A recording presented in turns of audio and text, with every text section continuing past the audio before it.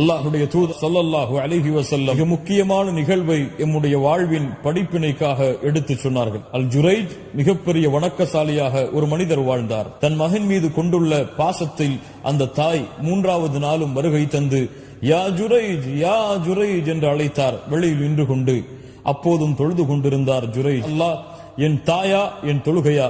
3வது நாளும் தொழுகையை தேர்ந்தெடுத்தார். ஜுரைஜை 3 நாள் அழைத்தும் தன்னுடைய அழைப்பிற்கு தன் மகன் பதில் கொடுக்காததை தாய் கோபத்திலே தன் மகனுக்கு எதிராக பிரார்த்தனை செய்கிறாள். யா அல்லாஹ், ஜுரைஜை மரணமடைய செய்து விடாதே. விபச்சாரிகளுடைய முகத்தில் அவள் விழிக்காம தாயுடைய பிரார்த்தனையை அல்லாஹ் அங்கீகரிக்கிறார். வழிகெடுப்பது என்று திட்டம் தீட்டிக் கொண்டிருக்கிறார்கள். பெண் வருகிறாள்.